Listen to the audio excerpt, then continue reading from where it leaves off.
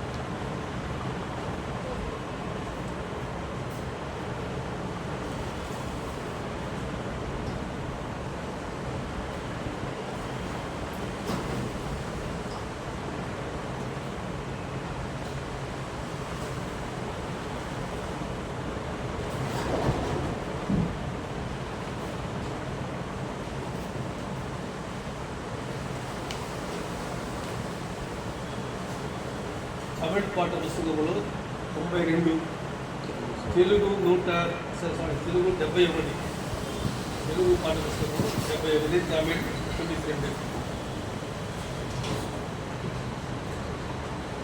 அல்லேலூயா, கர்த்தரையே ஏகமாக்கி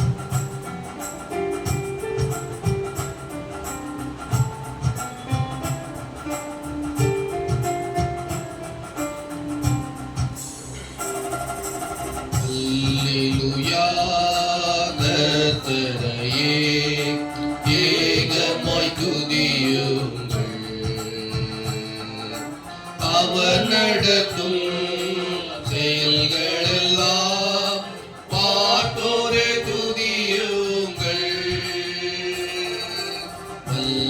வல்லமையாய் கிரியை செய்யும் வல்லோரை துதியுங்கள். எல்லோரையும் ஏற்றுக்கொள்ளும் இயேசுவை துதியுங்கள். ராஜாதிராஜனாம் இயேசுராஜன் பூமியில் ஆட்சி செய்வார். அல்லேலூயா, அல்லேலூயா, தேவனை துதியுங்கள். தம்புரோடும் வீணையோடும் கர்த்தரை துதியுங்கள். இரத்தத்தினால் பாவங்களை போக்கினார் துதியுங்கள். ஏகாலமும் கைத்தாளமும் முழங்கிட துதியுங்கள். ஏகாலமும் மாறாதவர் இயேசுவை துதியுங்கள். ராஜாதிராஜனாம் இயேசுராஜன் பூமியில் ஆட்சி செய்வார்.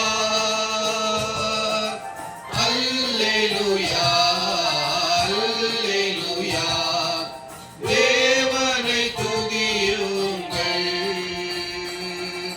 சூரியனே சந்திரனே தேவனை துதியுங்கள். ஒளியதனை எங்கள் உள்ளம் அழித்தோரை துதியுங்கள்.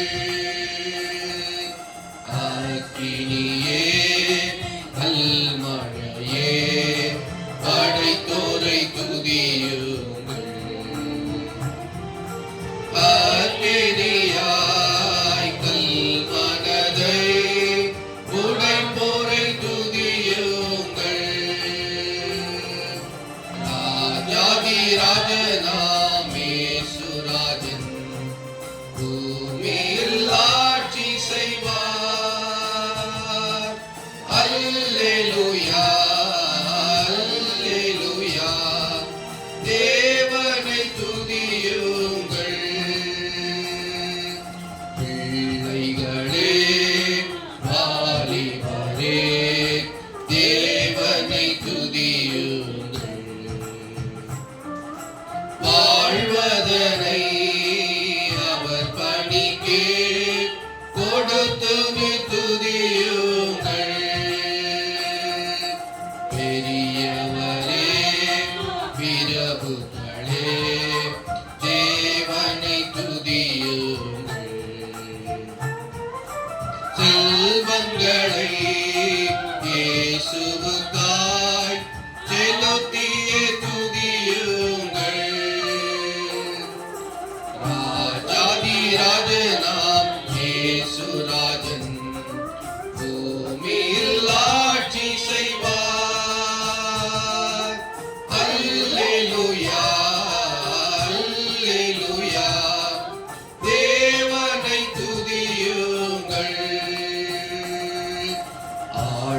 கடலே சமுத்திரமே தேவனை துதியுங்கள். அலையலையாய் ஊழியர்கள் எழும்பினார் துதியுங்கள்.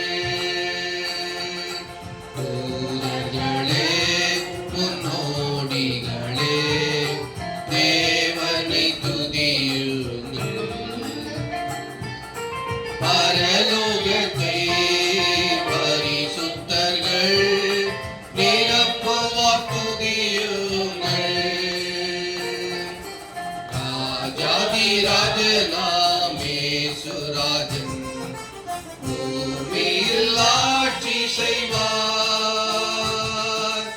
அல்லேலூயா அல்லேலூயா தேவனை துதியுங்கள்.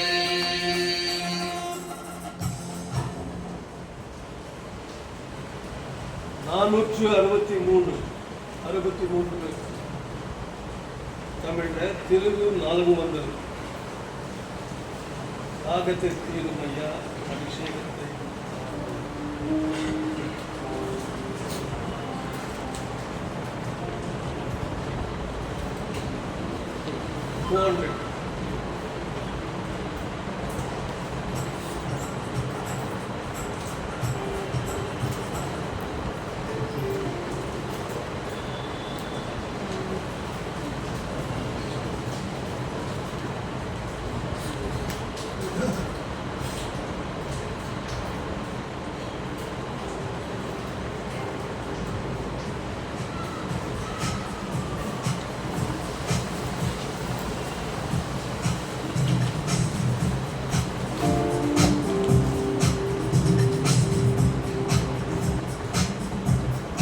தாகத்தை தீருமையா அபிஷேகத்தை காருமையா. எங்கள் தாகத்தை தீருமையா அபிஷேகத்தை காருமையா. ஆகமமுன்னே அறிவித்த வண்ணம் ஆவியால் அடியாரை நிறைத்தீரல்லோ. ஆகமமுன்னே அறிவித்த வண்ணம் ஆவியால் அடியாரை நிறைத்தீரல்லோ. ஏக கர்த்தாவே ஏழைகள் மீது இறங்கிடுமே போதே. எம்மில் ஏக கர்த்தாவே ஏழைகள் மீது இறங்கிடுமே போதே. தாகத்தை தீருமையா அபிஷேகத்தை காருமையா. எங்கள் தாகத்தை தீருமையா அபிஷேகத்தை காருமையா. சத்துருவாலே சகிக்கவொண்ணாத எத்தனையோ இடர் வந்ததையோ. சத்துருவாலே சகிக்கவொண்ணாத எத்தனையோ இடர் வந்ததையோ.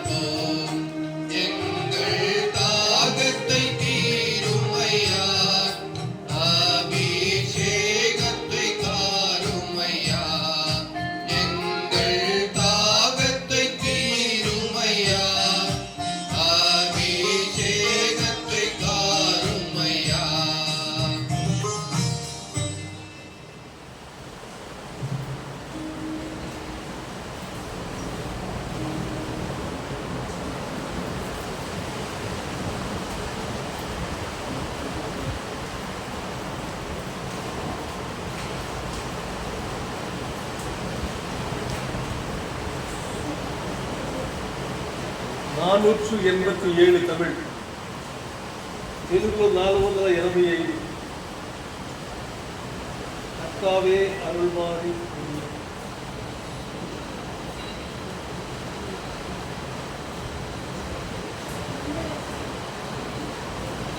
கர்த்தாவே அருள்மாறி பொழியும் உம் வாக்கின்படியே அனுப்பிடும் பெருமழை இரைச்சலோடனுப்பும் பெருமழை இரைச்சலோடனுப்பும் எலியா முறையிடும் சமயம் கார்மேகங்கள் சூழ்ந்ததே எலியா முறையிடும் சமயம் கார்மேகங்கள் சூழ்ந்ததே இப்பூவி மீதே பெருமழை பெய்ததே இப்பூவி மீதே பெருமழை பெய்ததே ஏழைகளின் ஜெபம் கேளும் ஏழைகளின் ஜெபம் கேளும் கர்த்தாவே அருள்மாறி பொழியும் உம் வாக்கின்படியே அனுப்பிடும் பெருமழை இரைச்சலோடனுப்பும் பெருமழை இரைச்சலோடனுப்பும் பின்மாறி பொழியும் காலத்தில் கர்த்தாவே நிரப்பும் உம் ஜனத்தை பின்மாறி பொழியும் காலத்தில் கர்த்தாவே நிரப்பும் உம் ஜனத்தை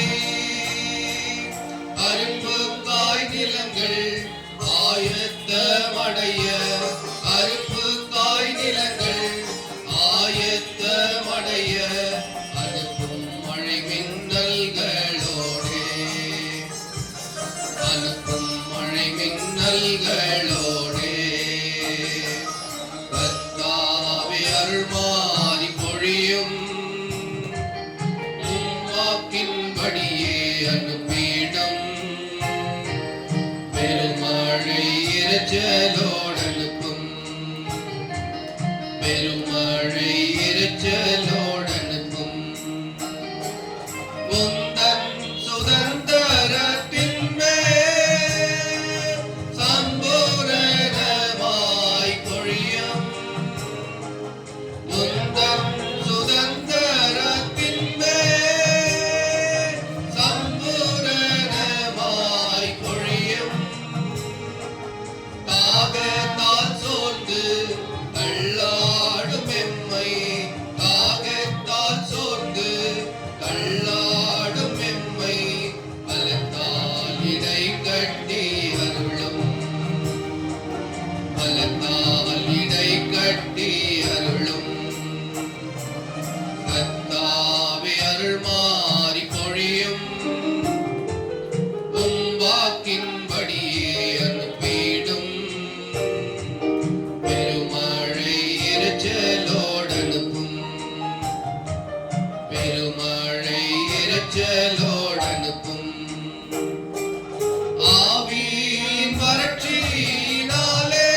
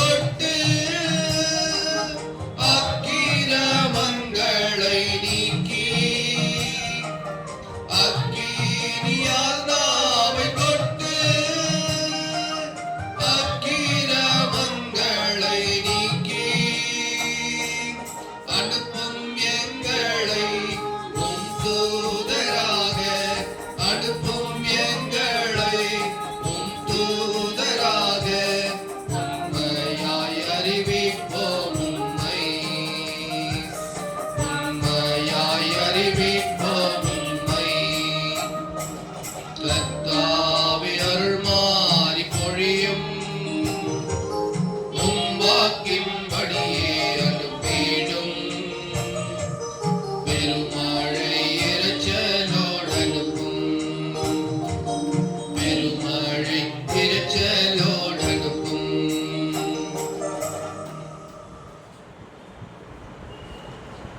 ஜெபத்திற்குரிய செய்தியை நாம் இப்பொழுது ஜெபிப்பதற்கு முன்பதாக சகோதரன் பிலிப் மூலமாய் கேட்போம்.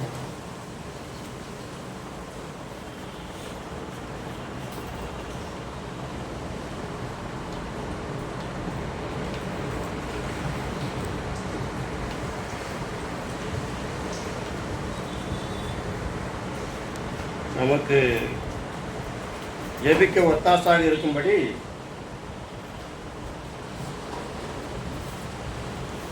ரெண்டு நாளாகமும் 7வது அதிகாரம்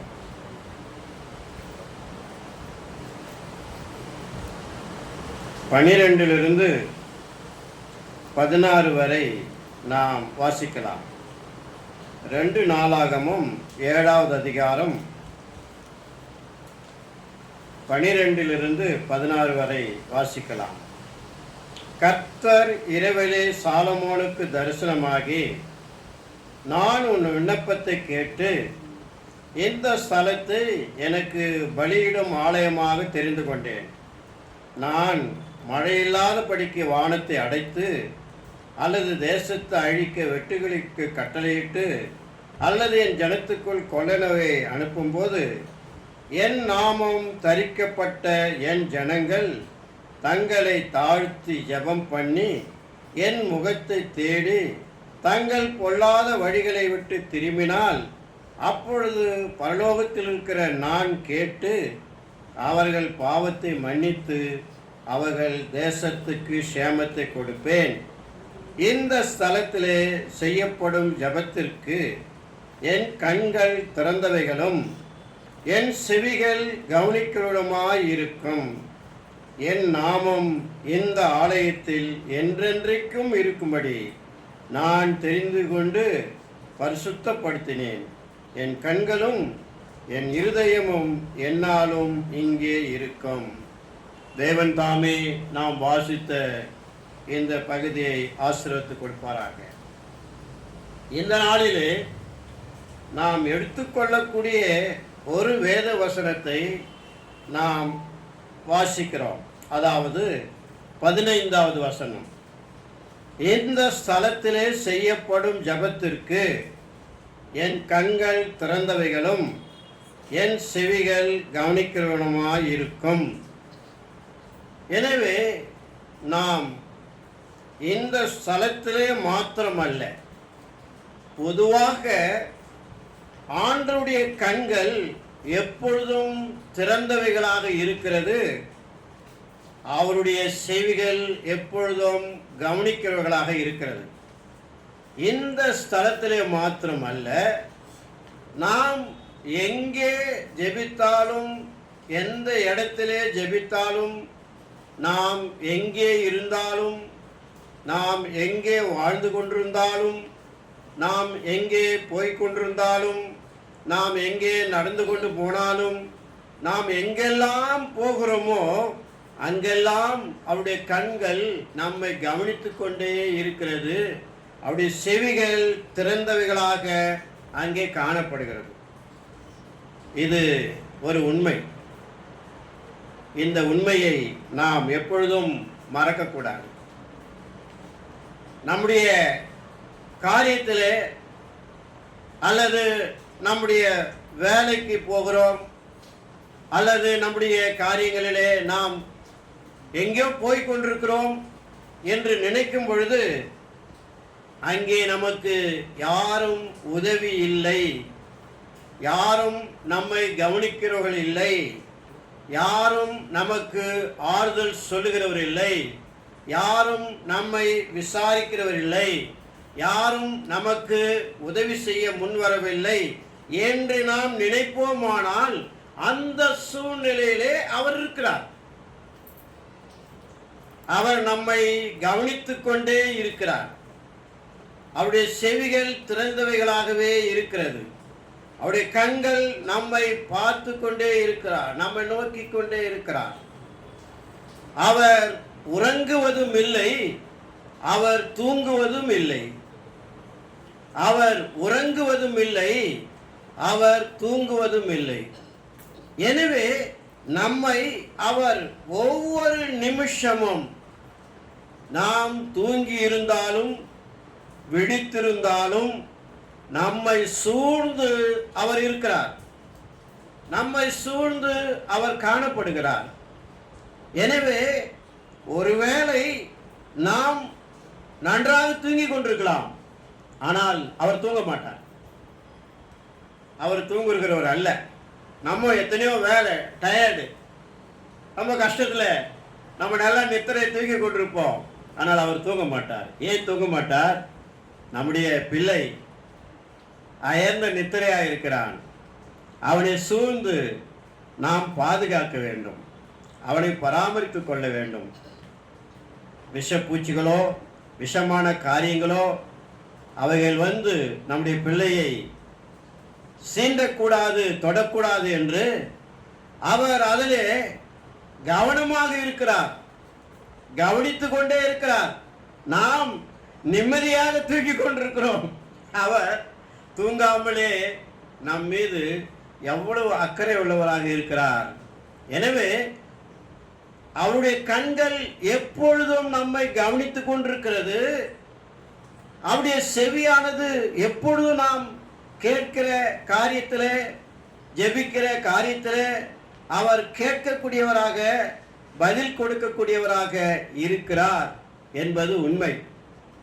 அதற்கு நிறைய சாட்சிகள் இருக்கிறது. இந்த வேதாமத்தில் இந்த இரண்டு காரியத்தை நாம் தெரிந்து கொள்ள நிறைய சாட்சிகள் இருக்கிறது. நான் எல்லாவற்றையும் சொல்ல முடியாமல் ஒரே ஒரு சாட்சியை மாத்திரம் நான் சொல்ல விரும்புகிறேன். எப்படி என்றால், அவர் கண்கள் திறந்தவைகளும் அவருடைய செவிகள் எவ்வாறு நம்மை நோக்கி கொண்டிருக்கிறது, பார்த்து கொண்டிருக்கிறது, கேட்கக்கூடியதாக இருக்கிறது என்பது குறித்து ஒரு சாட்சியை மாத்திரம் உங்கள் மத்தியில் நான் சொல்ல விரும்புகிறேன். பாருங்கள், ஆதியாகமம் 16வது அதிகாரம். ஆதியாகமம் 16வது அதிகாரம். இங்கே ஆபிரகாம் குடும்பத்திலே ஒரு சம்பவம் நடக்கிறது. ஆபிரகாம் குடும்பத்திலே ஒரு சம்பவம் நடக்கிறது. அங்கே சாராளுக்கு பிள்ளை என்று தெரிகிறது. அப்பொழுது சாராள் அவருடைய அடிமை பெண்ணை ஆபிரகாமுக்கு மனைவியாக கொடுக்கிறதை பார்க்கிறோம். அவளுக்கு பிள்ளை பிறந்து விட்டது. இப்பொழுது சாராளுக்கும் அடிமை அந்த பெண்ணுக்கும் இடையே ஒரு நல்ல அண்டர்ஸ்டாண்டிங் இல்லை. இரண்டு பேருக்கும் ஒரு சரியான அண்டர்ஸ்டாண்டிங் இல்லை. அதனால அந்த அடிமை பெண்ணானவள் என்ன செய்கிறாள் என்று பார்க்கும் பொழுது, அவள் எழுந்து புறப்பட்டு அவள் எங்கே போகிறாள் பாருங்கள். ஆதியாகமம் 16வது அதிகாரம் 7வது வசனம் பாருங்க, 6லிருந்து பாருங்க.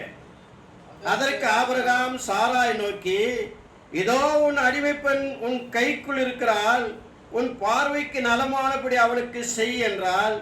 அப்பொழுது சாராள் அவளை கடினமாய் நடித்தினபடினால் அவள் அவளை விட்டு ஓடிப்போனாள்.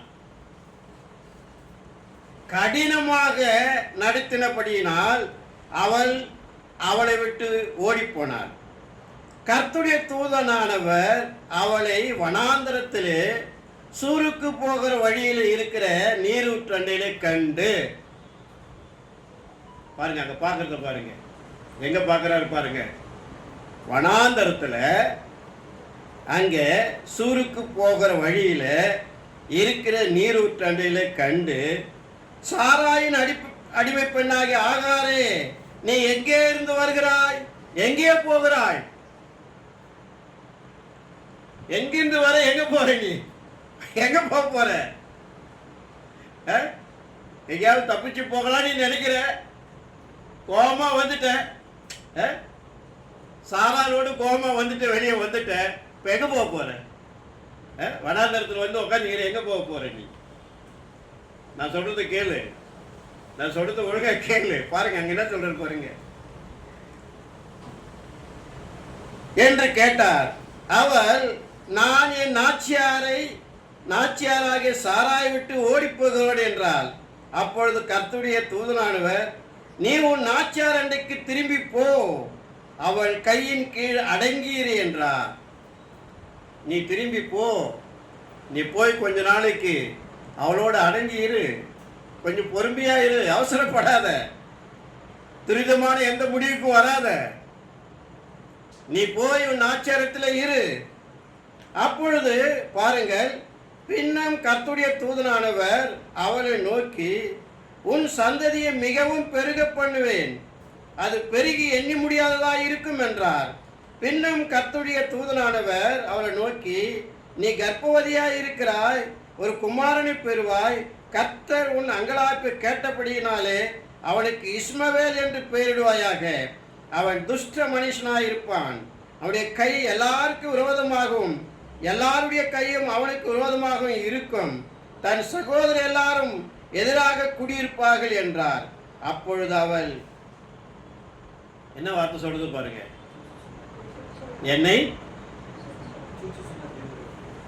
அப்பொழுது அவள், என்னை காண்பவரை நானும் இவ்விடத்தில் கண்டேன் அல்லவா என்று சொல்லி தன்னோடு பேசின கர்த்தருக்கு, நீர் என்னை காண்கிற தேவன்.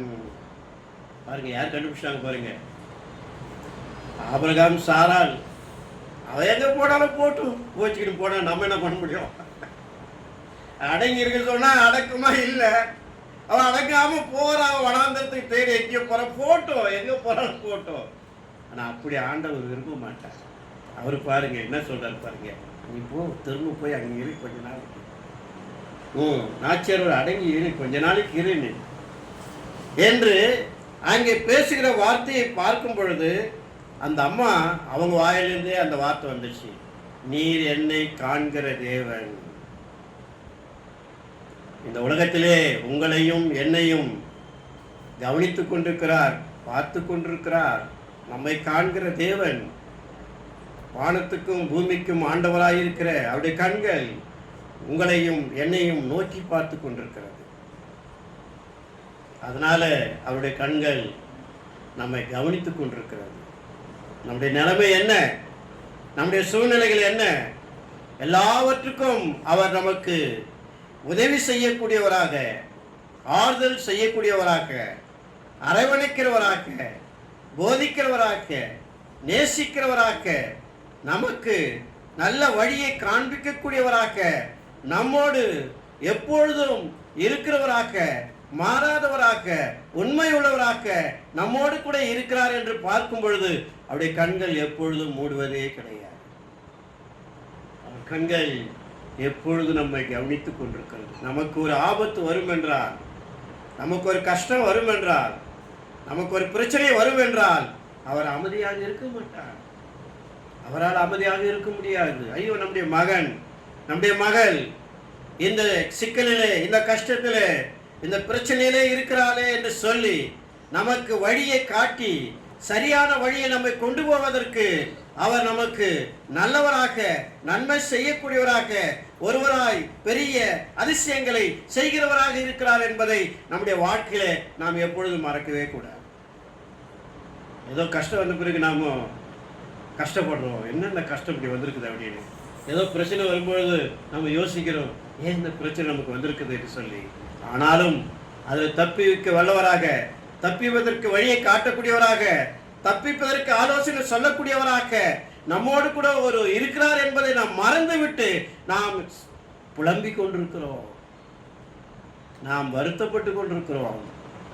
ஆனால் தேவன் நம்மை காண்கிறவர், நம்மை காண்கிற தேவன், நமக்கு வழியை காண்பிக்கிற தேவன், நம்முடைய தேவன் நம்மோடு இருக்கிறார் என்ற சத்தியத்தை நாம் எப்பொழுது நம்முடைய வாழ்க்கையில எல்லா சூழ்நிலைகளிலும், எல்லா நிலைமைகளிலும் நாம் மறக்கவே கூடாது.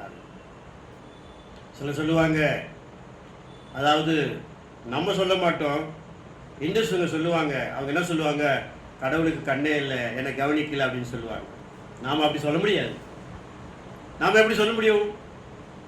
நம்ம ஆண்டவருக்கு தான் கண் இருக்கு, அவங்களுக்குலாம் கண் இல்லை சொல்றாங்க. அவங்களுக்கு கண் இருக்கு, கல்லா தானே இருக்கு, மரமா தானே இருக்கு, உலோகமா தானே இருக்கு, அதுக்கு எங்க கண் இருக்கு? ஆனா நம்ம ஆண்டவர் கண் இருக்கு, அவர் கவனிக்கிறார், பார்க்கிறார், பேசுகிறார். எனவே நம்முடைய ஆண்டவர் அவருடைய கண்கள் எப்பொழுதும் திறந்திருக்கிறது என்பதை குறித்து நாம் மறந்துவிடக்கூடாது. அதே அடிமை பெண்ணுடைய ரகசியத்தை இன்னொரு இடத்தை பார்க்கிறோம். பாருங்கள், 21வது அதிகாரம், 21வது அதிகாரம்.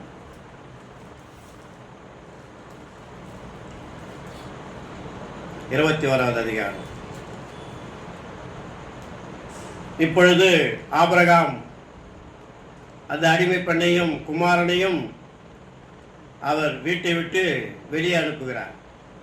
பாருங்கள், அந்த சம்பவத்தை பாருங்கள். 21வது அதிகாரம் 12வது வசனம். அப்பொழுது தேவன் ஆபிரகாமை நோக்கி, அந்த பிள்ளையையும் உன் அடிமை பெண்ணையும் குறித்து சொல்லப்பட்டது உனக்கு துக்கமாய் இருக்க வேண்டாம், ஈசாக்கின் சந்ததி விளங்கும். அதனால் சாராள் உனக்கு என்ன, சாராள் உனக்கு சொல்வதெல்லாவற்றையும் கேள். அடிமை பெண்ணின் மகனும் உன் வித்தாய் இருக்கிறபடியால் அவனையும் ஒரு ஜாதியாக்குவேன் என்றார்.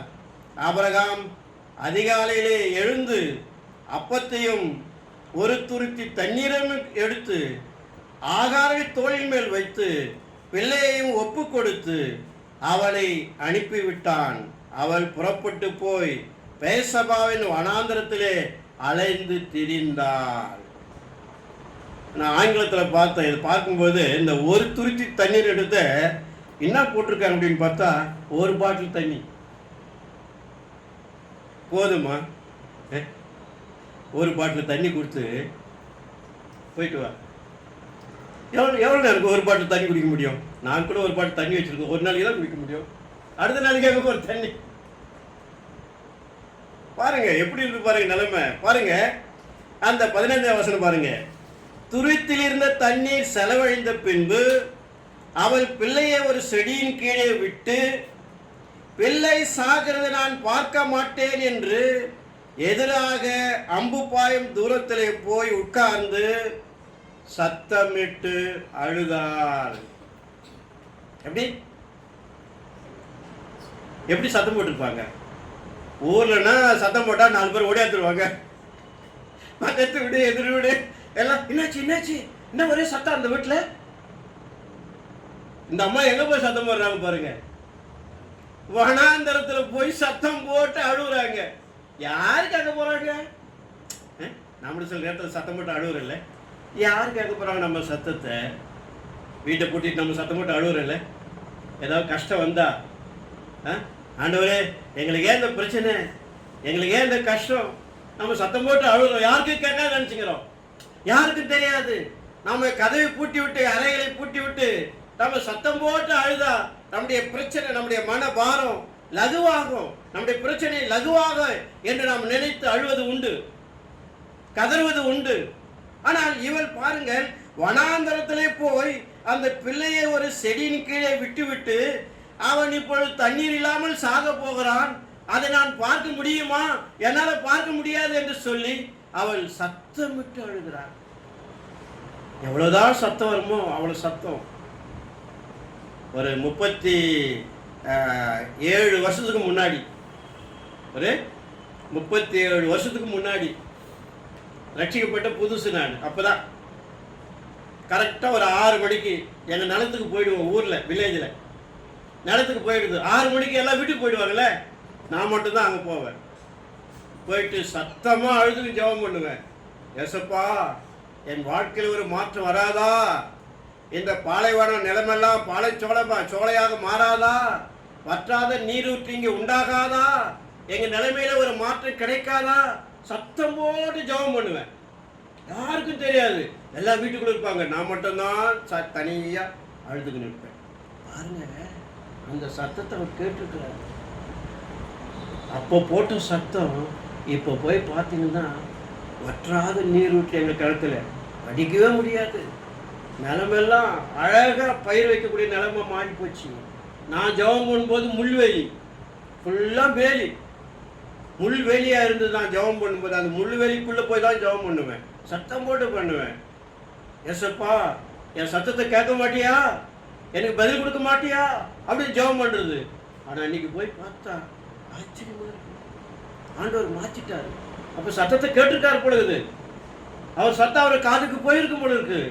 ஓஹோ, என்னப்பா இவ்வளோ சத்தமாக கத்துறானே இவன், இந்த மாதிரி கதறி சத்தம் போட்டு ஜெபம் பண்ணுறானே.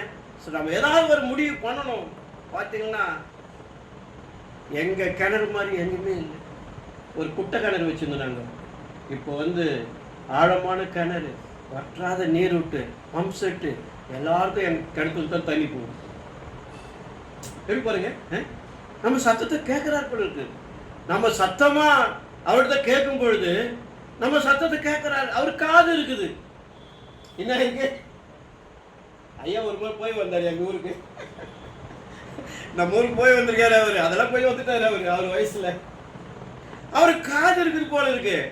பாருங்க, நம்ம போட்ட சத்தம் அவர் காது கேட்குது. அவரு எதுக்காக நாம ஜெபம் பண்றோம், எந்த காரியத்தை குறித்து ஜெபம் பண்றோம், எல்லாம் அவர் கவனிக்கிறார் போல இருக்கு. பாருங்க, இந்த அம்மா பாருங்க, சத்தமிட்டு அழுதால் தேவன் பிள்ளையின் சத்தத்தை கேட்டார். இந்த அம்மாவும் சத்தம் போட்டுங்கிறாங்க, அந்த குழந்தையும் அதுவும் கத்திங்க அழுகுது. எதுக்கு? தண்ணிக்கு. பாருங்க, ரெண்டு பேரும் கத்துறாங்க. அந்த பக்கம் குழந்தைய செடி கீழே போட்டாங்க, அது தண்ணி இல்லாம அது கதறி கிடக்குது, கத்தி கிடக்குது. இந்த அம்மா என்ன நினைக்கிறாங்க, நான் அதை சாகத்தை நான் பார்க்க மாட்டேன், இங்க வந்து கதறாங்க. ஒரு அந்த அந்த கிளைமேக்ஸ்ன்னு சொல்லுவாங்க, அந்த அந்த அந்த சூழ்நிலை பாருங்க, எவ்வளவு கஷ்டமான நிலைமை இல்லை. அதெல்லாம் நமக்கு தெரியாது, ஒருவேளை சிறியவங்களுக்கு தான் தெரியும், சகோதரிகளுக்கு தான் அந்த கஷ்டம் என்னன்னு தெரியும். எங்களுக்கு அவ்வளோ தெரிஞ்சுக்கிறதுக்கு சான்ஸ் இருக்காது. அவங்களாம் அந்த கஷ்டம் அவங்க என்னன்றது அவங்க நன்றாக தெரியும். பாருங்க, தேவன் பிள்ளையின் சத்தத்தை கேட்டார். தேவதூதன் வானத்திலிருந்து ஆகாரை கூப்பிட்டு, ஆகாரே, என்ன சம்பவித்தது உனக்கு, பயப்படாது, பிள்ளை இருக்கும் இடத்துல தேவன் அவன் சத்தத்தை கேட்டார். பாத்தீங்களா, எங்க கேட்டாரு? பிள்ளை இருக்கிற இடத்துல அவன் சத்தத்தை கேட்டார். அப்ப நீங்க சத்தமா அங்க ஜெபம் பண்ணியெல்லாம் கேட்பாரா, கேட்க மாட்டாரா? நம்பிக்கை இருக்கா? நம்ம இங்க ஜெபம் பண்றதை கர்த்தர் கேட்கிறா. ஒருவேளை இவ்வளவு நாளா நம்பிக்கை இல்லாம இருந்தீங்களே, என்னவோ நம்ம ஜெபம் எங்க கேட்கப்பட போகுது, நாம ஜெபிக்கிற ஜெபம் எங்க கேட்கப்பட போகுது அப்படின்னு நீங்க நம்பி இருக்கலாம், நினைச்சிருக்கலாம். பாருங்க, அந்த பிள்ளை எங்கே சத்தம் போட்டு அது அழுததோ, இந்த அடிமை பெண் எங்கே அழுதாலோ, சத்தம் விட்டு அழுதாலோ, இந்த இரண்டு பேருடைய சத்தத்தை கவனித்திருக்கிறார். அவர் உடனே என்ன செய்றார் பாருங்க, பதில் கொடுக்கிறார் பாருங்க. நீ எழுந்து பிள்ளையை எடுத்து அவனை உன் கையினாலே பிடித்து கொண்டு போ, அவனை பெரிய ஜாதி ஆக்குவார் என்றார். தேவனுடைய கண்களை திறந்தார். அப்பொழுது அவள் ஒரு தண்ணீர் துறவை கண்டு போய் துருத்தியிலே தண்ணீர் நிரப்பி பிள்ளைக்கு குடிக்க கொடுத்தார். என்ன ஆச்சரியம் பாருங்க, அந்த பிள்ளை சாகுவதற்கு தண்ணீர் இல்லாமல் இருந்ததை இந்த தாய், தண்ணீர் இல்லாமல் என் பிள்ளை சாகிறது நான் பார்ப்பேனா என்று சத்தமிட்டு அழுத இவர்களுக்கு வனாந்தரத்திலே வழியையும் அவாந்தரத்திலே ஆறுகளையும் உண்டாக்குகிற தேவன். பார்த்தீங்களா, வனாந்தரத்துல வழி உண்டாக்குறாரு. நான் எப்படி போவேன், எனக்கு வழி தெரியலையே என்று நீங்கள் யோசித்துக் கொண்டிருந்தால் உங்களுக்கு வழியை ஆயத்தப்படுத்தி வைத்திருக்கிறார் என்பதை நீங்கள் அறியாமல் இருக்கிறீர்கள். அவாந்தரத்திலே ஆறுகளை உண்டாக்குகிற தேவன் எவ்வளவு மகத்துவம் உள்ள தேவன். இப்ப வாங்க 2 நாளாகமோ முடிச்சிடலாமோ, 2 நாளாகமோ 7வது அதிகாரம் 15வது வசனம். இந்த ஸ்தலத்திலே செய்யப்படும் ஜபத்திற்கு என் கண்கள் திறந்தவைகளும் என் செவிகள் கவனிக்கிறவனுமாய் இருக்கும். இதை நீங்கள் விசுவாசிக்கிறீர்களா, நம்புகிறீர்களா? எங்கேயோ வனாந்தரத்துல கூப்பிடுகிற சத்தம் கேட்டது. வனாந்தரத்திலே அவருடைய கண்கள் பார்த்து கொண்டிருந்தது. இங்கே ஆலயமாக கட்டப்பட்டிருக்கிற இந்த இடத்திலே நாம் கூடி வந்து ஜெபிக்கிற ஜெபம் நிச்சயமாக காண்கிற தேவன், பதில் கொடுக்கிற தேவன். நம்முடைய ஆண்டவர் நம்முடைய ஜெபத்தை கேட்கிற தேவன், பதில் கொடுக்கிற தேவன். இந்த நம்பிக்கையை உங்கள் வாழ்க்கையிலே நீங்கள் எப்பொழுதும் மறந்து விடாதீர்கள். கர்த்ததாம் இந்த வார்த்தையை ஆசீர்வதிப்பார்கள்.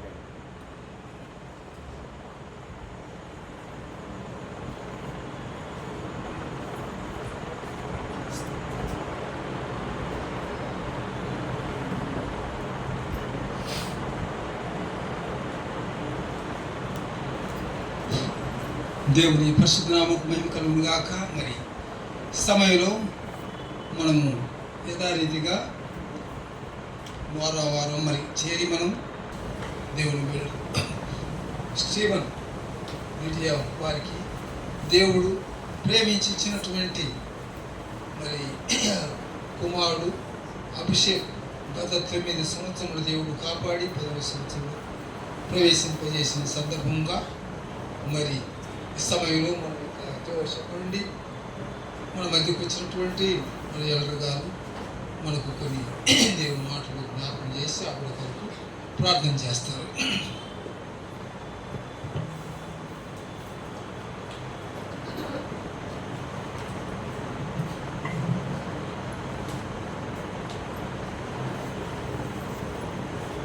బర్త్డే విషయంగా దేవుని వాక్యంలోంచి మాట్లాడడానికి ఎక్కువ లేదు. కాబట్టి Abhishek company where is your Bible. అయినను బైబిల్ 2 సందర్భాల్లో బర్త్డేస్ జరిగినట్లుగా మనం చూస్తున్నాం. మొట్టమొదటి చెప్పగలరా ఎవరైనా? ఆదికాండం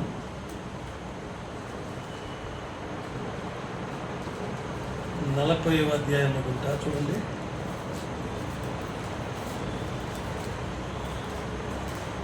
నలభై 20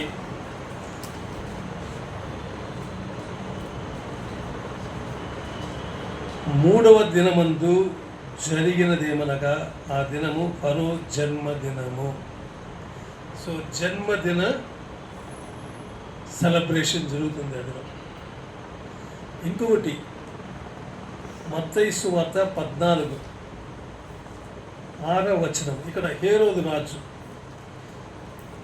6వ వచనములో, అయితే హేరోదు జన్మదినోత్సవం వచ్చినప్పుడు,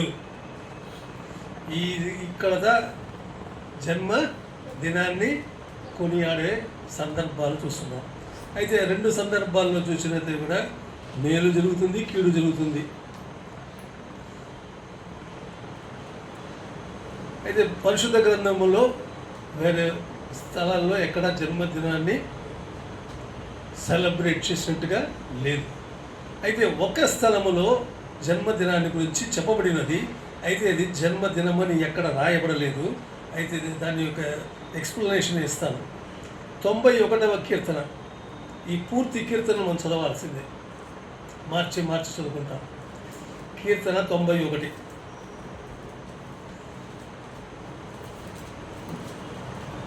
మార్చి చదువుకుంటాం. మహోన్నతుని చాటును నివసించువాడే సర్వశక్తుని నీడను విశ్రమించువాడు.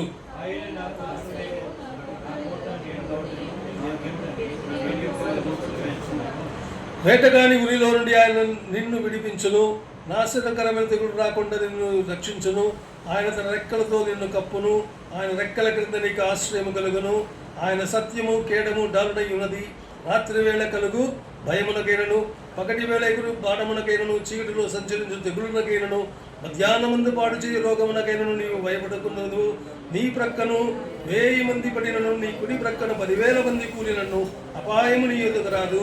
నీవు కన్నులార చూచుండగా భక్తిహీనులకు ప్రతిఫలము కలుగును.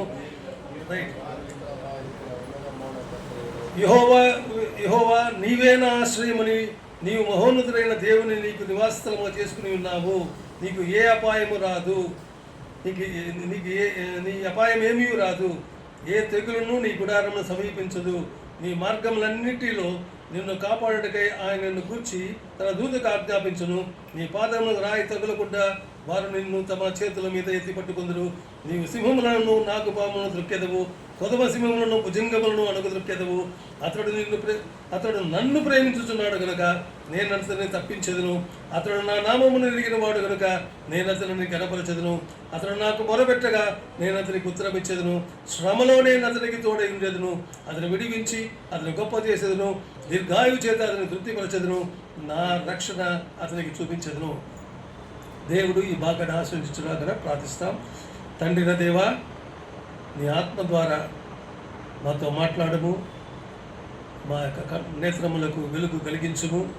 జీవము గల వాక్యమును బిడ్డ అభిషేక్ పొందుకున్నట్టుకును దాని ప్రకారం నడుచుకుని ముందుకు సాగుటకును సహాయం చేయి. యేసుక్రీస్తు పేరిట ప్రార్థించి వేడుకుంటున్నాం పరమ తండ్రి, ఆమేన్.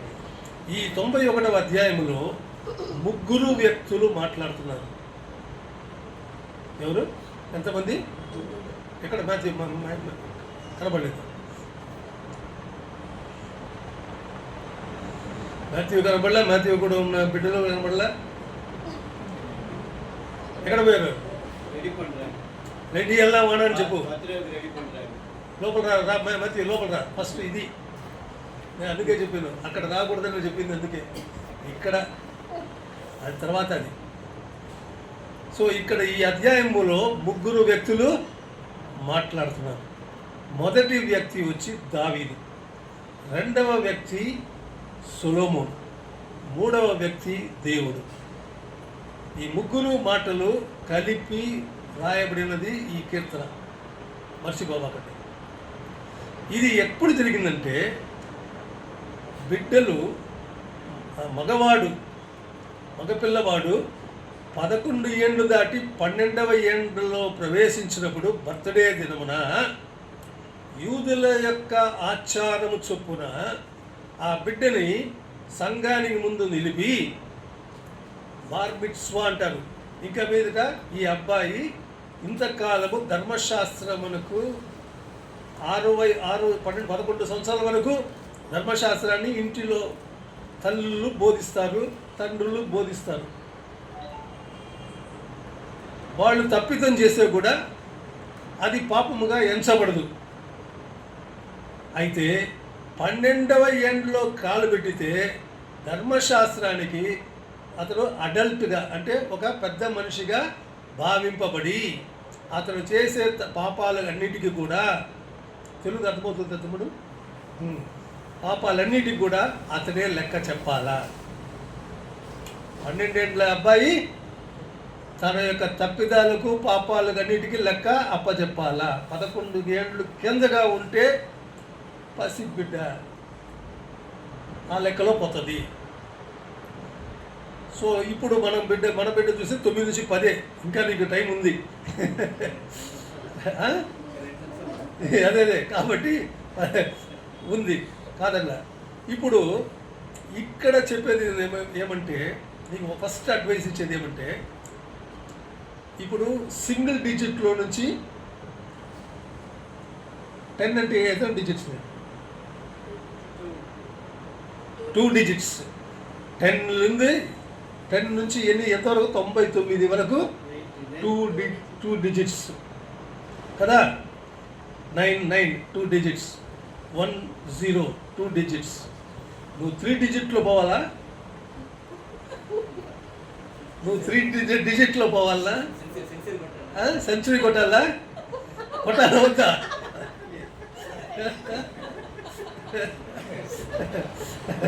సో 3 డిజిట్లో పోవాలంటే ఒకే ఒక మాట చూడు. ఎఫెసీ 6 మొదటి 2 వచనాలు నువ్వే చదువు ఇంగ్లీష్లో. ఎఫిషియన్స్ 6th chapter first 2 verses. Can you read it? அந்த బైబిల్ ఉందా? పడిపా. సరే, ఎవరైనా చదవండి. మా తల్లి ఎవరు? లిడియా చదువు. లిడియా చదువు, తల్లిని చదువు. 6 మొదటి 2 వచనాలు. చిన్న బైబిల్ వద్దుమా, పెద్ద బైబిల్ చదువుమా.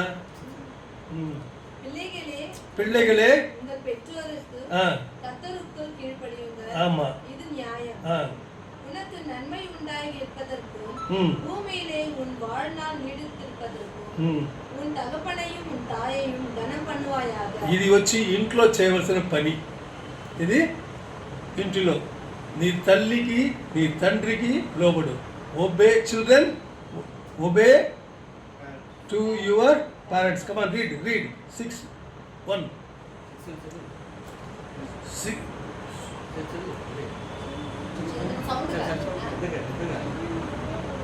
இந்த மைக் கொடுக்குறது அப்படி.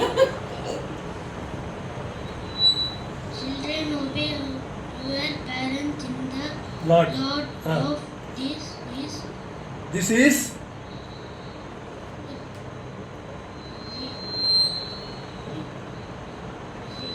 என்ன ஸ்பெல்லிங் படி? This is right. So children, obey your parents. This is obey your parents. This is right. Second verse.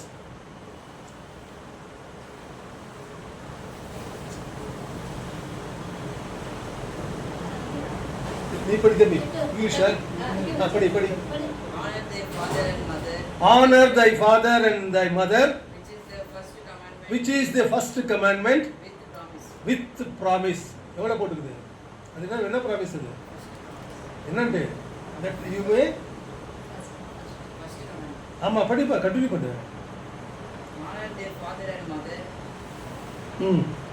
which is the first commandment with promise. With promise தான் போட்டுக்குதா? With long life இல்லையா? அது வந்து செகண்ட்ல வரும். செகண்ட்ல தான் படிக்கிறீங்க.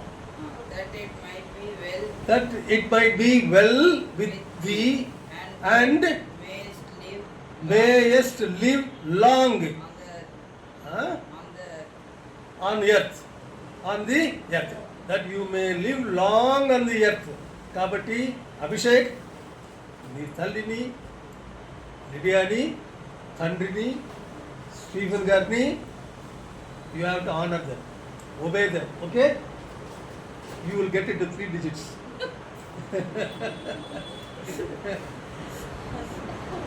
ஓகேவா? ஃபர்ஸ்ட் பிரின்சிபல் வீட்டில் கற்றுக்க வேண்டியது அது. Now outside, that is God. Outside your parents, God. இல்லையா? God is very important, no? அதுக்கு தான் 91 సామ్ పచ్చాను. ఈ 91లో దావీదు ఆ బార్ మిత్సువా జరిగేటప్పుడు తన కుమారుడైన సొలొమోనును చూచి ఒక మాట అంటున్నాడు. ఏమని?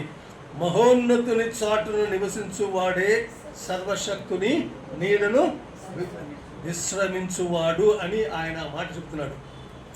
నీవు మహోన్నతుని కుమారుడా, నీవు మహోన్నతుని చాటును నివసించు, సర్వశక్తుని నీడను నివసించు, అటువంటి వాడు నీడ విశ్రమించువాడు.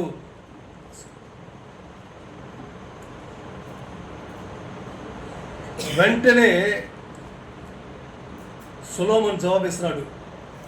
ఆయనే నాకు ఆశ్రయము, నా కోట, నేను నమ్ముకొను నా దేవుడని యెహోవాను గూర్చి చెప్పుచున్నాననేసి సొలొమోను జవాబిస్తున్నాడు.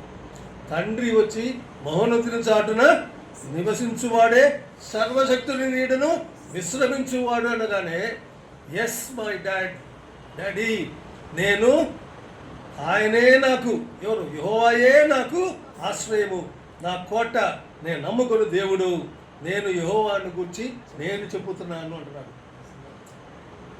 వెంటనే తండ్రి ఏమంటున్నాడు? వరుసగా దీవిస్తున్నాడు. ఇక్కడ 3వ వచనం నుండి 12వ వచనం వరకు దీవిస్తున్నాడు. ఏమని?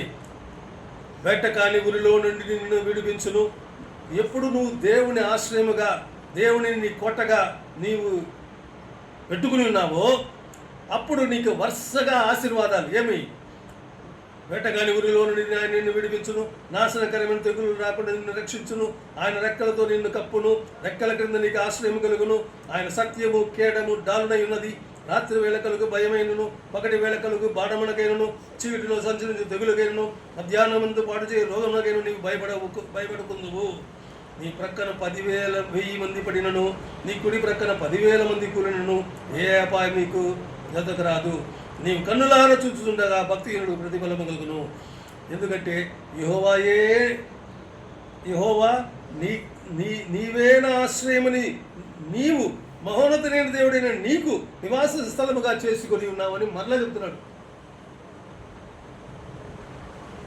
కాబట్టి ఇప్పుడు ఏమవుతున్నాడు చూడండి, చేసుకుంటున్నావు. కావున నీకు ఏ అపాయం రాదు, ఏ తగులు నీ గుడారం సమీపించదు. నీ మార్గంలో ఆయన నిన్ను కాపాడును, నిన్ను గూర్చి నీ దూతలకు ఆజ్ఞాపించును. నీ పాదములకు రాయి తగులకుండా వారు నిన్ను తమ చేతుల మీదెత్తి పట్టుకుందురు. నీవు సింహములను నాగుపాములను తొక్కెదవు, కొదమ సింహములను భుజంగమును అనగద్రొక్కెదవు అని వరుసగా ఆశీర్వాదం పైన ఆశీర్వాదం, వాగ్దానాలపైన వాగ్దానాలు అట్టనే చెప్పుకుంటూ పోతున్నాడు ఆయన. వెంటనే దేవుడు చూశాడు, ఎందుకు దావీదే మాట్లాడుతున్నాడే, నేను మాట్లాడతాననేసి వెంటనే దేవుడు లోపల వస్తున్నాడు. 14వ వచనం నుంచి, అతడు నన్ను ప్రేమించుచున్నాడు. ఎవరు? దేవుడు చెప్తున్నాడు. ఇప్పుడు అతడు అభిషేక్ నన్ను ప్రేమించుచున్నాడు కాబట్టి నేను తప్పించెదను. అభిషేక్ నన్ను నా నామమును ఎరిగినవాడు కనుక నేను అతనిని ఘనపరచెదను. అభిషేక్ నాకు మొరపెట్టగా నేను అతనికి ఉత్తరం ఇచ్చేదను. శ్రమలో అభిషేకుకు తోడై ఉండేదును. అభిషేకును విడిపించి అభిషేకును గొప్ప చేసేదును. దీర్ఘాయు చేత అభిషేకును తృప్తిపరచెదను. నా రక్షణను అభిషేకుకు కనపరచెదను. అంతే నా బర్త్డే మెసేజ్. దీని గురించి మాట్లాడలేదు, గంటల విషయం మాట్లాడాల్సిందే. కాబట్టి అభిషేక్, నీ తండ్రి ఆశీర్వాదం, నీ దేవుని ఆశీర్వాదం కావాలంటే నీవు నీ దేవుణ్ణి మహోన్నతుని చూడు. ఏమంటున్నాడు ఆయన? ఆయనే నాకు ఆశ్రయము, నా కోట. సొలొమోను అంటున్నాడు, యెహోవాయే నాకు ఆశ్రయము, యెహోవాయే నా కోట, యెహోవాయే నేను నమ్ముకును నా దేవుడు, నేను యెహోవాను గురించి నేను చెప్పుకొనుచున్నాను. కాబట్టి దీర్ఘాయుష్ కావాలా? అందుకే చెప్తున్నాడు. లాస్ట్లో ఏమంటున్నాడు చూడు, 16వ వచనములో, దీర్ఘాయువు చేత నేను అతనిని తృప్తిపరచెదను. నీకు ట్రిపుల్ డిజిట్ ఇస్తాడు పా. మేమంతా డబుల్ డిజిట్లో ఇప్పుడు కొట్టుకుంటున్నాము. అర్థమైందా? అభిషేక్, నువ్వు డబుల్ డిజిట్లో వచ్చావు. ట్రిపుల్ డిజిట్కి ఏం చెయ్యి, సెంచురీ కొట్టాల్సిందే. నువ్వు దేవుణ్ణి నమ్ముకున్నావంటే నీకు సెంచురీ. తల్లిదండ్రులకు లోబడితే నీకు సెంచురీ. అర్థమైందా? Will you keep it up? Can you understand? I think you can understand English better, no? So you have to obey to your parents. This is correct. This is right.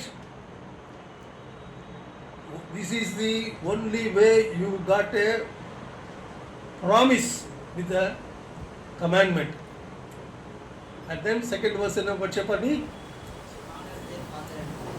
Adilla. Second verse.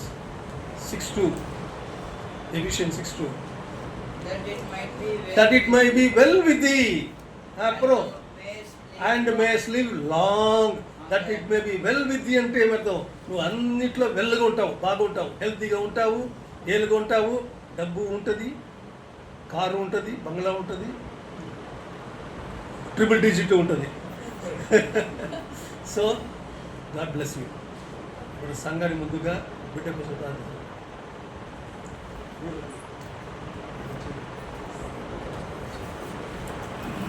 మోకాలే straight నీళ్ళు.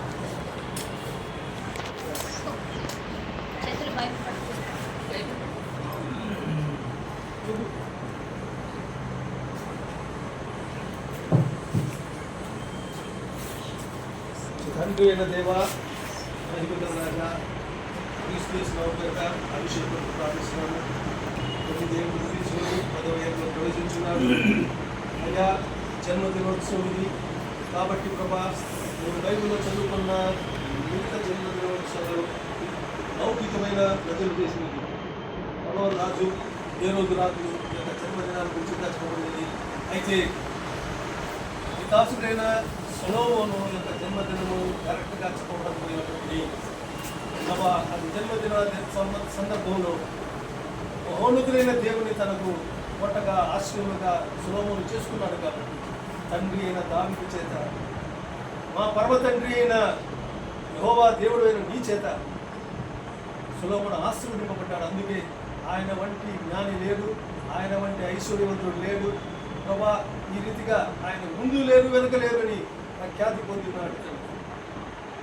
దైవగల రాజా అలాగున్న తండ్రి, ఈ బిడ్డ అభిషేకం నేను ఎదిగి గొప్పగా మార్చబడినట్టు సహాయం చేయడం, ఆశీర్వాదం పొందుకుంటూ సహాయం బిడ్డ యేసుక్రీస్తు గురించి చెప్పబడినప్పుడు అతను తండ్రి జ్ఞానవంతులు, తన యొక్క దేవుని భయమందులు అసలు ఎదిగిన ఉన్నది. అదేలాగుంటుంది బిడ్డ తల్లిదండ్రులను గౌరవించుకోవడగా ప్రభా, దేవుని మనుషుల దయందు కూడా తల్లిదండ్రుల యొక్క దయందులు ప్రభా, దేవుని దయందులు వర్ధిల్లుటకు, జ్ఞానమందు వర్ధిల్లుటకు తాను ముందుకు సాగుడును తను ఆశ్రయించబడితే కాకుండా తన కుటుంబానికే కాకుండా ప్రభా, ఈ సంఘానికి ముఖ్యంగా రాబో దినాల్లో గొప్ప బిడ్డగా మార్చి, ప్రచారకుడిగా మార్చి ఈ నామం మహింపరచుకోవడం కూడా కోరుకుంటున్నాను.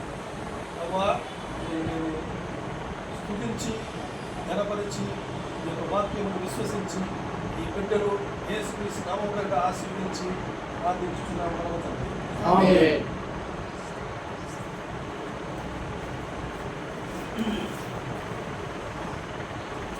Yes, you can go and sit with them. రాబు కృపగల తండ్రి, ప్రేమగల ఆయన, జీవగల మా ప్రభు, గొప్ప దేవ యేసురాజా, అయా తండ్రి, ఈ యొక్క తండ్రి మరి ఈ దినం ఉదయం మా తల్లి ఆరాధన కార్యక్రమాలు ఆయా మా తండ్రి మందిరాలు, ఆలయాలు తండ్రి మేము మీ వెళ్ళంగా చేరి మిమ్మల్ని స్థుతించి గణపరిచి మహింపరిచి ఆరాధించి మీ శరీరం తిని మీ రక్తం త్రాగి మీరు పాలుభాగస్తులమై మీ సంతోషాన్ని ఆనందాన్ని అనుభవించేటువంటి ఆ కృపను మీరు మాకు ఈ దినం అనుగ్రహించారు. తిరిగి మరలా మా ప్రభు ఈ యొక్క తండ్రి మరి సాయంకాలం రాత్రి సమయంలో దేవా ఇదిగో తండ్రి మీరు ఏర్పాటు చేసినటువంటి మా తండ్రి ఈ ప్రేక్షకులు మా దేవ మేము తండ్రి ప్రార్థన కొరకై కూడుకు తండ్రి నాయన సమయంలో మా ప్రభు మీ దాసులు మా తండ్రి మా ప్రియమైనటువంటి మా తండ్రి మా సోదరులు ఎల్లరు గారిని తండ్రి తనతో కూడా నీ దాసులు మా తండ్రి పిలుపు గారిని మా తండ్రి రాజాను తండ్రి మీరు జోషమాన్ని తీసుకొచ్చారు. ప్రభువా మీకు స్తోత్రాలు, వందనాలు తండ్రి. ఇది మా ప్రభు నాయన తండ్రి మరి రావాల్సినటువంటి మీ విడలు మరి మా తండ్రి మరి కొద్దిమంది రాలేకపోయారు. ప్రభు ఐదుతో రాలేకపోయారు. మాకైతే తెలియదు తండ్రి, నిశ్చితమైతే మా ప్రభు రాబో దినములు తండ్రి వచ్చే మా తండ్రి మరి ప్రేసల దినంలో మా దేవ వారు మా తండ్రి అయ్యా మా దేవ వారు వచ్చి మీ సన్నిధిలో ప్రార్థించుకోవడానికి సహాయం చేయమని ప్రభువా ప్రార్థిస్తున్నాం. దైవగల తండ్రి, ప్రేమల నాయన ఈ సమయంలో మా ప్రభువా మీ దాసుల మూలంగా తండ్రి నాయన మరి మా ప్రభువా మీ దాసులు పిలుపు గారి మూలంగా తండ్రి మాకు మంచి మా తండ్రి ఆత్మీయమైనటువంటి మా ప్రభువా మా తండ్రి నాయన మా వాక్యాలు ప్రార్థనకు సంబంధించినటువంటి వాక్యాలు మీరు మాకు దయచేసి వాటిలో ముఖ్యంగా మా ప్రభువా తండ్రి 2 సాక్ష్యాలను మా ప్రభువా మీరు మాకు మా తండ్రి తీసుకొచ్చారు. తండ్రి ఆగరును మా ప్రభువా తండ్రి ఆమెను మా ప్రభువా ఆమె కన్నీటిని ఆ చిన్నబిడ్డ కన్నీటిని తండ్రి మీరు నాయన మా తండ్రి విన్నటువంటి దేవుడు పోయి తండ్రి మీరు చూస్తున్నటువంటి దేవుడుగా మా ప్రభువా వారిని నా తండ్రి ఆశీర్వదించి ఆదరించి వారి దాహమును తీర్చి మా ప్రభువా ఆ బిడ్డను మా తండ్రి దేవా ఈనాడు మా తండ్రి ప్రపంచమంతటి కూడా తండ్రి ఆశీర్వాదకరంగా మా తండ్రి ఆ సంతాన్ని మా తండ్రి మీరు ఉంచారు. ప్రభువా మీకు స్తోత్రాలు, వందనాలు తండ్రి. ఇటువంటి దేవుడు మీరు రుజువుపరుచుకున్నారు. అలాగనే మా ప్రభువా మీ దాసుని యొక్క మా తండ్రి సాక్ష్యాన్ని కూడా తండ్రి దేవా ఆయన యొక్క తండ్రి మరి స్వగ్రామం తండ్రి తిరువన్నామలి ఆ ప్రాంతంలో మా ప్రభువా దేవ ఆ స్వగ్రామంలో తండ్రి ఆయన మా ప్రభువా మరి తనిగా వెళ్ళి దేవా తండ్రి ఏడ్చి నా తండ్రి ఎంతో మా తండ్రి శబ్దంతో మా ప్రభువా మా దేవ అయ్యా ఎలుగెత్తి మా తండ్రి మరి ఆ ప్రాంతం కొరకు ప్రార్థించినటువంటి ప్రార్థన ఫలితం మా తండ్రి ఇప్పుడు కరుణాలు చూస్తున్నాడని తండ్రి దేవుడు తండ్రి సౌరుడు సాక్ష్యం ఇచ్చాడు. అక్కడ మా తండ్రి మంచి ఓటలు కలిగినటువంటి బావులతో మా తండ్రి పంటలు పండించుకొని ఎంతో సుక్షేమంగా అక్కడ ఉండడము, అదే రీతిగా తండ్రి వారి యొక్క గ్రామంలో కూడా మా తండ్రి మరి ఈనాడు అనేక మంది మా ప్రభు మా తండ్రి దేవ మీ దాసులు చేసినటువంటి మా ప్రార్థన మీరు ఆలకించి అక్కడ అనేకులు రక్షించి మీ బిడ్డగా చేసుకొని తండ్రి మీ నామం అక్కడ మహిపరుచుకుంటున్నారు. అయ్యా మీకు స్తోత్రాలు, వందనాలు తండ్రి. ఇటువంటి సాక్ష్యాలను కూడా మా తండ్రి మీ బిడ్డలు తీసుకొచ్చారు. అయ్యా ఈ దినం మా తండ్రి మీ దాసులు మా ప్రభు తండ్రి అభిషేక్ మా ప్రభు స్టీవెన్ లీడియా కుమారి తండ్రి వారి కుమారుడు మా తండ్రి అభిషేక్ ఈ సందర్భంగా కూడా తండ్రి మీ దాసుని మా తండ్రి మా ఏళ్ళు గారు మా తండ్రి దేవ మేము మా తండ్రి ప్రతిదినము ఎల్లప్పుడు మేము చదువుకునేటువంటి ఈ 91 ఈ కీర్తన మా తండ్రి దేవా దేవ అద్భుతంగా తండ్రి ఇక్కడ మా తండ్రి ముగ్గురు వ్యక్తులను మా తండ్రి ముగ్గురు వారి కార్యాలను మా తండ్రి వారు మాట్లాడినటువంటి విధానం మా ప్రభు వారి సంభాషణ మా ప్రభు మా తండ్రి అద్భుత రీతిగా మా దేవ మేము మా తండ్రి నూతనంగా విన్నాం. ఓ దేవా మీకు స్తోత్రాలు, వందనాలు తండ్రి. అదే రీతిగా నాయన మా ప్రభు దేవా మరి ఇద్దరు మా తండ్రి జన్మదినోత్సవాలను తండ్రి మీ గ్రంథంలో చేసుకున్నటువంటి ఇద్దరు మా ప్రభు రాజులను కూడా జ్ఞాపకం చేశారు. అదే సమయంలో మా తండ్రి ఇప్పుడు మా ప్రభు మా తండ్రి మరి ఇక్కడ మా ప్రభు దావి సొలొమోను తన యొక్క కుమారుడి విషయంలో కూడా తండ్రి దేవా మీరు మా ప్రభు అయా తండ్రి వారి గురువుతో కలిసి నా తండ్రి ఆయా దేవా దేవ ఈ సంభాషణ కూడా స్వీకరించారు. దేవా మీకు స్తోత్రాలు. ఇటువంటి దాగినటువంటి రహస్యాలన్నింటినీ మీ గ్రంథంలో మా తండ్రి మీ బిడ్డ ద్వారా మా తండ్రి నాయన మీరు మా తండ్రి జ్ఞాపకం చేసినందుకు తండ్రి స్తోత్రాలు, వందనాలు తండ్రి. మరి ముఖ్యంగా మా ప్రభు ఇక్కడ మా తండ్రి మీ దాసుడు మీ మహిళకి ఆహ్వానించుకున్నటువంటి మా తండ్రి మా ప్రభు సోదరుడు మా తండ్రి డాక్టర్ గోపాల్ దాస్ గారు మా ప్రభు ఎంతో ప్రయాసంతో ఆయా తండ్రి ఈ స్థలంలో మీ పని పరిచర్య జరగవాలని తండ్రి ఎంతో ప్రయాసపడి మా తండ్రి ఇక్కడ ఏర్పాటు చేసినటువంటి ఈ పని మా తండ్రి దేవాని దాసుడు మా తండ్రి అయినా ప్రారంభించాడు కానీ తండ్రి దాన్ని కొనసాగించలేకపోయాడు. తండ్రి తనకు ఏర్పడినటువంటి అనారోగ్య పరిస్థితిని బట్టి ప్రభు ఆయన ఈ జీవిత యాత్ర ఈ లోకయాత్రను ముగించుకొని మీ సన్నిధికి చేరి ఉన్నాడు. ఆ తండ్రి ఇప్పుడు మీ యొక్క శరీరం మీ విశ్రాంతిలోని రాసుకున్నాడు. నా తండ్రి వారి కుటుంబస్తులు కూడా మా ప్రభు దేవా తండ్రి మరి ఆయా దేశాల్లో తండ్రి సహోదరి కానీ వారి యొక్క మా తండ్రి కుమారుడు కుమార్తెలు మా అక్కడ వారి కుటుంబాలు ఉంటుండగా అయా వారిని కూడా ఆశీర్వదించండి, దీవించండి. వారి ఎంతో త్యాగం చేసుకుని మా ప్రభు ఈ స్థలంలో మా తండ్రి ఈ పని పరిచర్య జరగాలనే ఉద్దేశాన్ని మా తండ్రి వారు మా తండ్రి కలిగి తండ్రి ఆ యొక్క మా తండ్రి విషయాన్ని మా తండ్రి కుమారుడు మా తండ్రి కోడలు మా ప్రభు మా తండ్రి మ్యాథ్యూస్ వారికి ఇచ్చిన కుమారుడు ఈ ప్రాంతంలో వారు మా తండ్రి ఇక్కడ ఉంటూ ఈ విషయాన్ని తండ్రి తెలుసుకొని మా దేవా తండ్రి మా దేవా జవశమ్మ మా తండ్రి మరి మా తండ్రి మా పెద్దలకు మా తండ్రి మాట్లాడినప్పుడు వారు మా తండ్రి దాన్ని మా ప్రభు గత మా తండ్రి జూన్ మాసంలో ఈ ప్రేయర్ సెల్ మా తండ్రి ఇక్కడ మా తండ్రి ప్రారంభించి నాటు ఇక్కడ జరిగించుకుంటున్నారు. మీ ఉద్దేశం మీ చిత్తం నెరవేర్చుకొని ఆ తండ్రి రాబోయే దినములో తండ్రి మా దేవా ఈ ప్రాంతం నశించిపోతున్న అనేక ఆత్మలు రక్షించబడి ప్రభు మీ శరీరం ఉన్నటువంటి ఈ సంఘముల అంగములుగా చేర్చబడి ఇక్కడ ఆరాధించేటువంటి ప్రజలను మా తండ్రి మీరు నేర్పి నడిపించవలసిందిగా ప్రభు ప్రార్థిస్తున్నాం.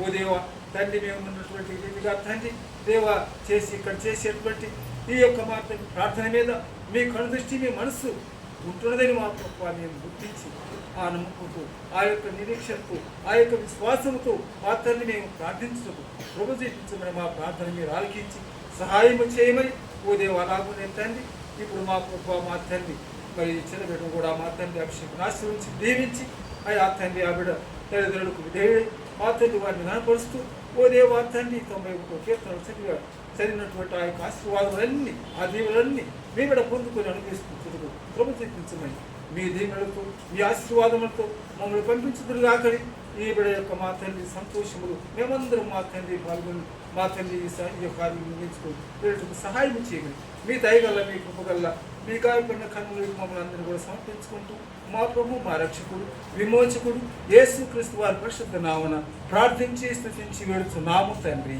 ఆమేన్.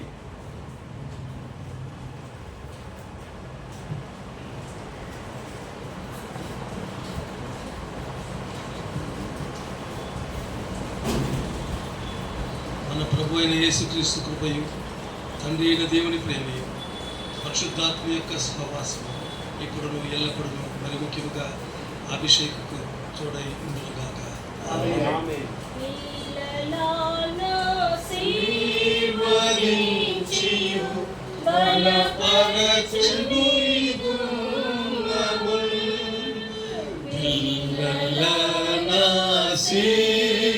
ఆశీర్వదించియు బలపరచుని గుమ్మములు మంచి గోధుమ పంటతో నిన్ను తృప్తిగా మంచి గోధుమ పంటతో నిన్ను తృప్తిగా ఉనికి స్తోత్రం